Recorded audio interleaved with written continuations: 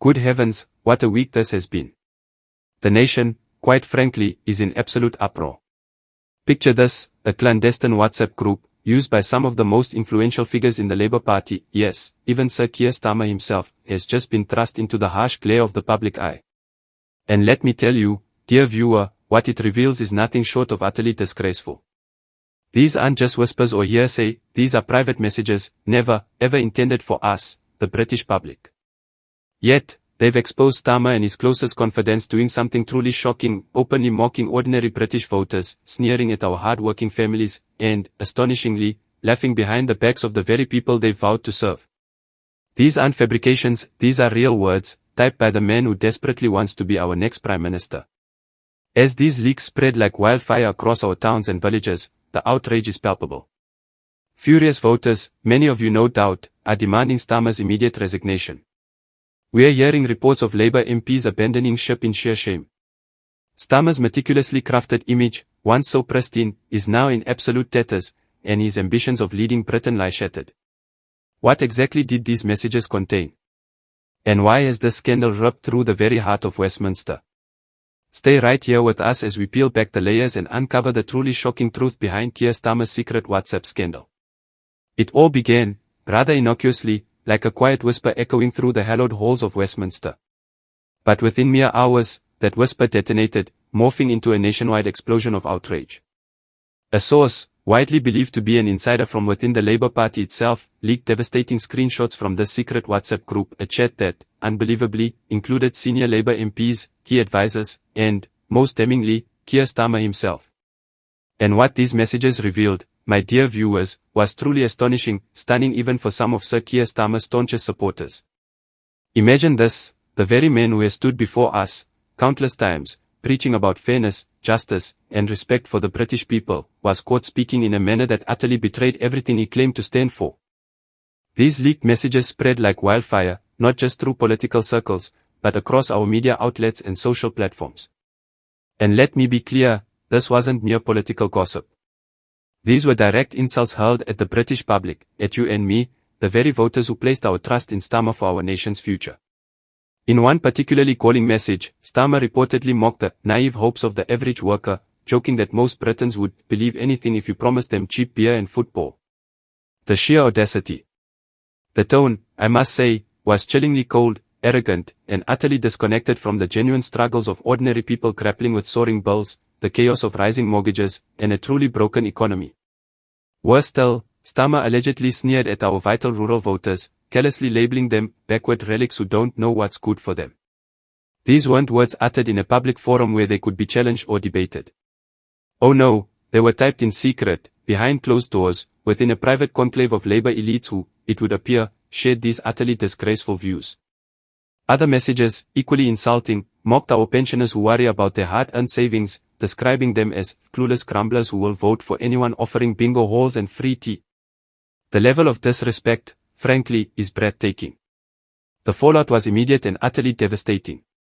As those screenshots went viral, the hashtag #StarmerResigned exploded across social media, fueled by furious voters, many of whom feel personally betrayed, lied to, and disrespected.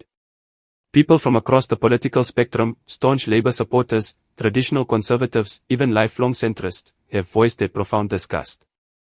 How, one might ask, could the leader of the Labour Party, the man who promised to rebuild trust after years of political failure, speak about British workers with such utter contempt? How could the supposed party of the people fall so very far? We've heard reports of Labour MPs breaking down in meetings, genuinely shocked by what their own leader had said. Some, we understand, resigned from key positions overnight, unwilling to be associated with such a profound betrayal. One unnamed MP was quoted as saying, quite poignantly, I can't look my constituents in the eye anymore. We were supposed to fight for them, not laugh at them behind their backs. The crisis within the Labour Party deepened with every passing hour. Calls for Starmer to resign echoed through Parliament. Senior Labour figures, we hear, genuinely feared a total collapse of public trust. And with a general election looming large, the timing, quite frankly, could not have been worse. But the revelations didn't stop there. These messages also offered a terrifying glimpse into what many are now calling Labour's truly elitist agenda, a quiet plan to reshape Britain without the genuine consent of its people. One message, shockingly, described the British public as too emotional and short-sighted to be trusted with major political decisions, brazenly suggesting that the Labour leadership knew best and should ignore public opinion when necessary. This revelation, if true, has confirmed the deepest fears of many voters, that Labour under Starmer was no longer listening to the public, but was planning to rule from an ivory tower, far removed from the realities of everyday life. In pubs, in cafes, and in workplaces across our country, ordinary Britons are talking of nothing else. The anger is real. The betrayal is deeply personal. Starmer had been caught not only insulting the very people he seeks to govern, but revealing an attitude of superiority that shakes the very foundations of the Labour Party's identity. Can the man who privately sneered at voters truly be trusted to lead our nation? Was this the final, fatal blow to Labour's already fragile public image? The media storm, as you can imagine, only intensified. Headlines screamed of scandal. Political commentators across the board called this the worst crisis of Starmer's leadership.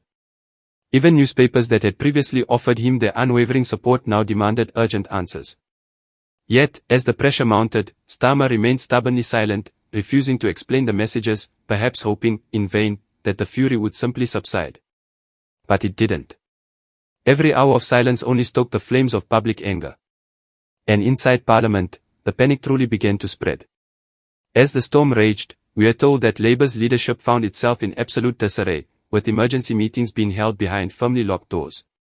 Reports from within suggest that some senior members of Parliament, desperate to salvage what little remained of the party's reputation, begged Sir Keir Starmer to offer a sincere apology and, crucially, to step down to prevent total destruction. Yet, according to our insiders, Starmer steadfastly refused, clinging to power even as public fury exploded all around him. The scandal, you see, was no longer merely about leaked messages. It quickly became about trust, about honor, and fundamentally, about whether the Labour Party could ever be trusted again by the very people it claims to represent. The truth, it appears, was now glaringly clear to everyone. That Keir Starmer the public saw on television, the statesman-like figure, was nothing more than a carefully constructed mask. Behind closed doors, he was someone profoundly different. Someone who, with breathtaking arrogance, mocked, sneered at, and belittled the very people whose votes he so desperately needed. And the damage inflicted, ladies and gentlemen, may well prove to be impossible to repair. As this WhatsApp scandal erupted across our nation, the internal damage within the Labour Party itself was far, far worse than anyone could possibly have imagined. The party that once proudly claimed to be the authentic voice of the British people was now crumbling from within, torn apart by bitter infighting, pervasive fear, and a tidal wave of public outrage. Behind the imposing doors of Parliament and within Labour's own headquarters, sheer panic ruled the day.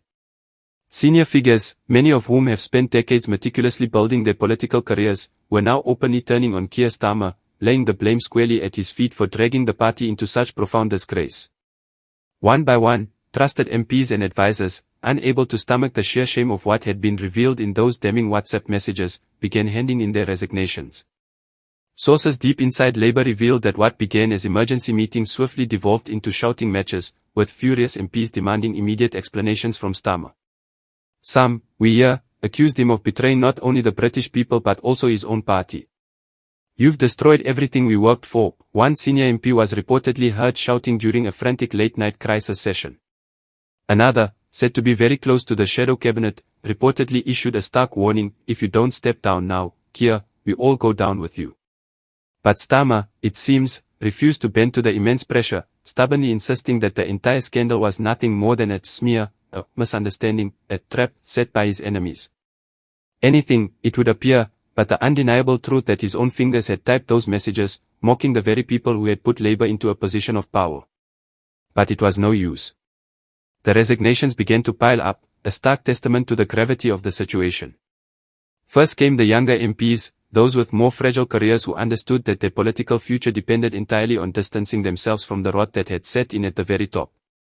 Then, with a heavy heart, came the veterans, shocked and utterly broken by the betrayal they had read with their own eyes. And then, quite tellingly, a respected figure from Labour's very own left wing tendered their resignation in utter disgust. Their statement was stark: "I cannot remain in a party that treats British workers like fools and jokes about the suffering of ordinary families." The media, of course, absolutely feasted on this unfolding chaos, dutifully reporting every departure, every tearful speech, every furious outburst. Labour's once proud image of unity and strength, which so many of us remember, now lay shattered on the ground. And the public, dear viewers, watched all of this unfold with a palpable, rising fury. Voters from all corners of our country felt profoundly betrayed, lied to, and frankly, humiliated by the very men they had trusted to bring about meaningful change. In working-class communities across the north, those traditional labor strongholds, people expressed their disbelief and anger in interview after interview, unequivocally calling for Starmer to resign immediately. "We backed him because he promised to listen to us, to fix things," said one former supporter from Manchester, his voice laced with bitterness. "But now we see what he really thinks of us. He thinks we're thick and easy to fool. I'll never vote Labour again." A sentiment, I imagine, echoed by many of you watching tonight. In London, furious union leaders condemned the leaked messages as nothing short of a spit in the face of every hard-working Briton who believed in Labour's promises. But the scandal, astonishingly, ran even deeper than mere public insult. Those leaked WhatsApp messages also revealed Labour's chilling secret plans to push through policies that either ignored or, even worse, actively opposed the clearly expressed will of the British people. In one truly disturbing exchange, Starmer's inner circle reportedly joked about how they could quietly reintroduce pro-EU measures after the next election without asking for voter approval. One message chillingly read, "People won't notice if we do it slow enough." Another, equally unsettling, suggested delaying border control reforms to please certain friends in Brussels, despite overwhelming public demands for tighter immigration rules. These revelations, I must say, confirmed the very worst fears of many, that Labour's leadership was no longer listening to Britain, but was secretly serving foreign interests and a privileged political elite. As these shocking details came to light, trust in Labour simply collapsed overnight. Party members in local councils resigned en masse, fearing an inevitable voter backlash in the upcoming elections. Donors, horrified that their money had supported what they now saw as a party of deception and betrayal, swiftly withdrew their funding. Even traditional Labour newspapers, which had for generations championed the party, published scathing editorials, unequivocally demanding Starmer's resignation. "This is not the Labour Party we believed in," one damning headline declared. "It is a hollow shell led by liars who mock the people they claim to serve." Inside Parliament, the mood, as you can imagine, turned utterly poisonous. Tory MPs, smelling blood in the water, openly mocked Labour during heated debates. Nigel Farage and Reform UK seized the moment, labelling Labour a disgrace, a party of fraud and contempt. Even the Liberal Democrats, sensing a once-in-a-generation chance to win over deeply disillusioned Labour voters, eagerly joined the relentless attack. The political world, it seemed, had unequivocally turned its back on Sir Keir Starmer. His allies, once so steadfast, were now deserting him faster than he could possibly replace them. But, my dear viewers, Starmer's biggest problem wasn't merely political, a far more ominous threat was beginning to emerge, a legal one. Whispers, faint at first, began to circulate of possible investigations into serious data security breaches and, crucially, the misuse of party communications. Could these secret chats, ostensibly meant to scheme and deceive behind the public's back, now lead to actual court cases? Some legal experts, we hear, certainly think so. They are arguing that if Labour's leadership had indeed plotted policy changes in secret while publicly claiming otherwise, it could constitute a direct breach of electoral law. The scandal, they warned, might very soon explode from a mere political crisis into a full-blown legal disaster. As the hours ticked by, Starmer's situation grew demonstrably more desperate. Leaked reports from inside his very own office claimed he was cornered, seething with anger, inexplicably blaming his aides for not keeping the WhatsApp group secure. But the truth, as it so often does, was unavoidable. The words were his. The contempt for the public was demonstrably his. No advisor, no spin doctor, could possibly save him now. And those very Labour MPs who once cheered him as the party's saviour were now, we hear, sharpening their knives, openly plotting to remove him before the entire party simply burned to the ground. But what, you might ask, of the brave individual, the whistleblower, who dared to leak this explosive evidence against Starmer? Was it a sworn enemy from within, or a deeply disillusioned supporter, finally disgusted by what they witnessed? At this hour, no one knows for certain. But one thing is absolutely clear, this person has struck the deadliest blow to Labour's credibility in decades. And the damage, it seems, isn't yet done. More messages are rumoured to exist, messages far, far worse than those already revealed. Messages that could bring down not just Starmer, but the entire Labour leadership, leaving the party utterly leaderless and adrift. The country, frankly, holds its breath, waiting for the next devastating wave of truth to hit. And in the shadows of Westminster, power is visibly shifting. Rivals are gathering. Plots are quietly unfolding. Keir Starmer's time, one suspects, is rapidly running out. So, what devastating secrets, we must ask, still remain buried in those very chats? And who, indeed, will be the next to betray Starmer? As Britain reeled from the profound shock of the WhatsApp scandal and Labour's once unthinkable collapse unfolded before the nation's horrified eyes, a dark and increasingly dangerous question crept Westminster: who was the whistleblower? Who, within Sir Keir Starmer's tightly knit inner circle, possessed the sheer courage, or perhaps, the profound hatred, to leak those private messages that so damningly exposed the Labour leadership's true, contemptuous feelings towards the British people? The hunt for this traitor began with quiet whispers, a harsh panic, but very swiftly erupted into full-blown alarm as senior Labour officials suddenly realized that the threat wasn't emanating from outside, but from deep within their own trusted ranks. Inside Labour's sprawling headquarters, chaos, we are told, reigned supreme. Every staff member, every advisor, every backbencher was now under a cloud of suspicion. Senior figures were dragged into emergency meetings, phones were seized, computers forensically checked, and accounts swiftly frozen. A full-blown internal investigation was launched at breakneck speed. But, alas, it was already far too late. The messages were out. The damage was irrevocably done. The betrayal had already shattered Keir Starmer's meticulously crafted public image, and this desperate hunt for the traitor was, ironically, only making things infinitely worse. Angry MPs whispered that the party was quite literally devouring itself from the inside, feeding on a toxic cocktail of suspicion, mistrust, and fear. Some pointed the finger squarely at a young aide, rumored to have grown deeply disillusioned after years of being ignored and dismissed by Starmer's top team. Others blamed a bitter, perhaps forgotten, MP from Labour's traditionally left-wing, someone who genuinely believed Starmer had betrayed the party's foundational values in his relentless rush to appease global elites. Theories, as you can imagine, multiplied by the hour. Was this the insidious work of a secret Tory agent, cleverly planted years ago? Or perhaps a sophisticated cyber attack by foreign forces, cunningly designed to destabilize British politics? But the accumulating evidence pointed to something far, far more unsettling. This betrayal, it seemed, came from a true Labour insider. Someone who had sat in those very meetings, laughed at those private jokes, nodded along with the party's secret, contemptuous plans, and then, for reasons yet unknown, chosen to burn it all, and them, to the ground.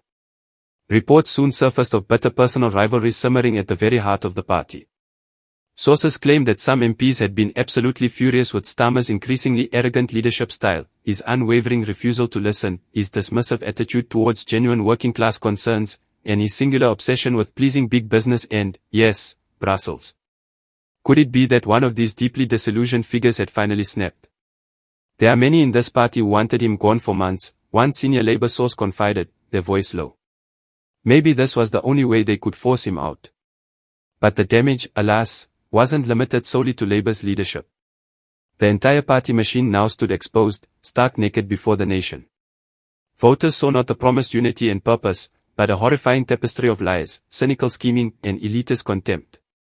Every newspaper front page screamed betrayal. Every news broadcast featured angry Britons, their voices raw with emotion, demanding Starmer's immediate resignation. In working men's clubs, in factories, and on high streets across our nation, lifelong Labour supporters were now shaking their heads in utter disgust. They don't care about us, one angry voter in Leeds lamented, his voice raw with betrayal. We're just a joke to them. They sit there laughing at us on WhatsApp while we struggle to put food on the table. Enough is enough. Starmer must go.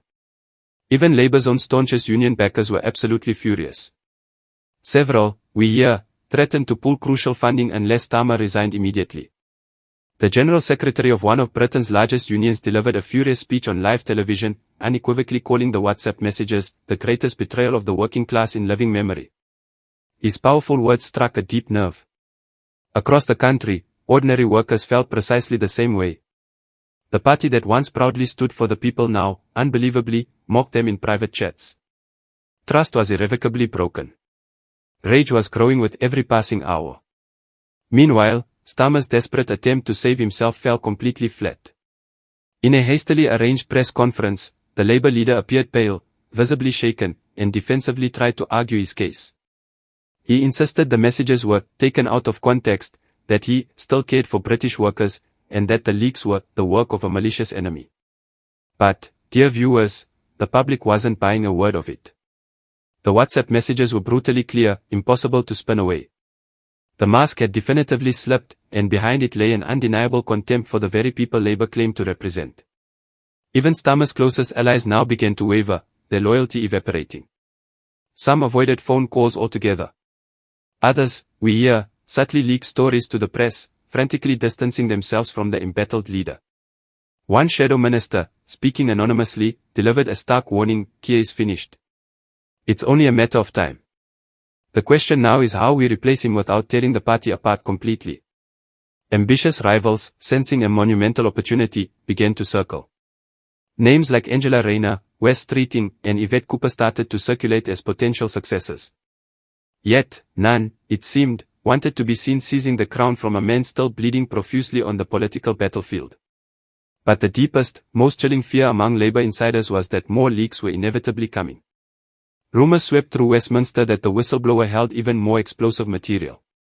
Messages discussing secret deals with shadowy EU officials, openly mocking senior union leaders, or even worse. One source, speaking in harsh tones, claimed that a second dump of devastating chats was already in the hands of the media, merely waiting to be published. If that happens, the source whispered grimly, the party's finished. Not just Starmer, everyone. The leadership, the shadow cabinet, the whole rotten lot. It'll be the end of Labour as we know it. And as Labour teetered on the brink, the Conservatives, Reform UK, and the Liberal Democrats prepared for full political war. Nigel Farage delivered a triumphant speech, unequivocally calling Labour's WhatsApp scandal proof that the old parties are corrupt to the core. His poll numbers, predictably, soared overnight. Prime Minister Rishi Sunak demanded a full parliamentary inquiry, vowing that those who betrayed the trust of the British people would be held accountable. Even SNP leaders, seizing the moment, joined the attack, publicly mocking Labour's staggering hypocrisy. Sir Keir Starmer now stands utterly alone, abandoned, ridiculed, and unequivocally condemned. But the single biggest question continues to echo unanswered throughout Westminster: who, exactly, was the traitor? And why had they chosen this precise, devastating moment to strike? Some, of course, whisper of personal revenge, a sacked aide, a bitter rival seeking to settle old scores.